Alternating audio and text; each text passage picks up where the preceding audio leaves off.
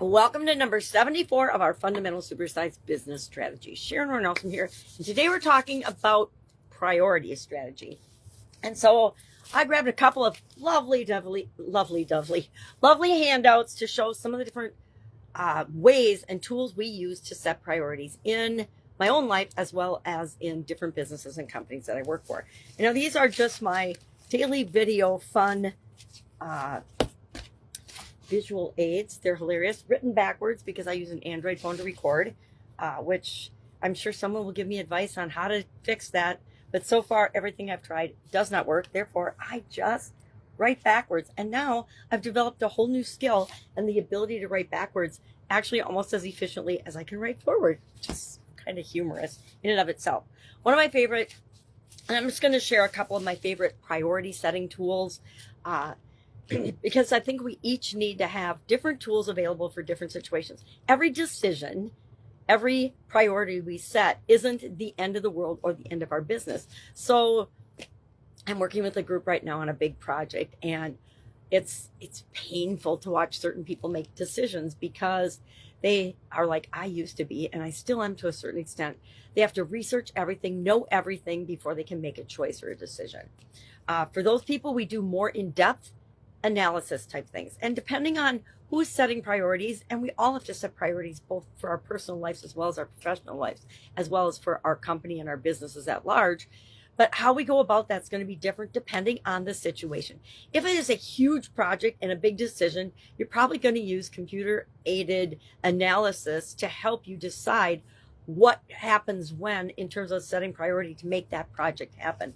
But a lot of times it's just we need to make a decision and we need to make sure it's in alignment with what's most important to us. Well, the first step of doing that is knowing your business, knowing also yourself, and what your priorities are. And I didn't grab that as one to show today, but I could probably find it pretty easily. We need to rank and have in priority order the things that are most important to us. Is it family? Is it money? Is it time? Is it whatever it is for you? And just because I want it, I don't have it. Here's an example of a ranking. We rank a lot of things, but that's a topic for another day. So what are some of these ways of deciding among alternatives and picking the priorities and deciding how to prioritize things? I love the SOAP framework, covered that in depth, and will continue to probably till the day I die, because it is a very quick and easy way to plan, do, check, act, put something into place, do something, take action. And as things are changing and challenges are popping up all the time, we have to have a couple of frameworks, a couple of tools like that we can grab and use immediately.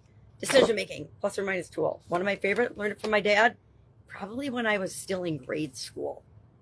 Eisenhower matrix, if you're not familiar with that, it's a way of categorizing different things and then deciding what ones to just never do, what ones to put in a notebook and save for later, or put on the computer and save for later, what you need to do right now. And we look at each of the different possibilities for significance, urgency, not urgent, and not significant, because there's a difference between significance and urgency.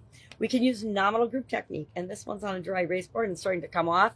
That one is one of my favorite ways for making decisions as a group or as a team. Urine analysis, another one of my favorite. Urgent, resources, important, necessary, and energy or effort required or time required. We like to look at different projects and different alternatives and then rank them according to these criteria, as well as, is it the right thing to do? Does it match our core values? Does it serve the people that we're here to serve better? Does it make sense? Are we thinking with groupthink, or are we thinking outside the box and saying, okay, this is absolutely positively the right thing to do for our organization?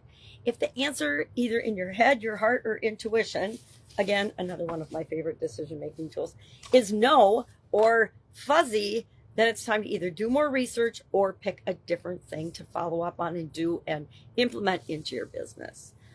So my question for you today is, do you have a strategy and a way to set priorities for your organization? Do you have a strategy or way to set priorities for your life? I'd be curious to know on both fronts. Share in the comments below so we can learn from one another. And I will, of course, be with you tomorrow for number 75, probably the last one in this series of our fundamental supersized business strategies that can be used for pretty much any business, any industry. Do you have to tweak them a little bit to make them work for you? Probably, but we have to do that with everything. All right, have a great day, and I'll, of course, be with you tomorrow. Hit me up if you have any questions.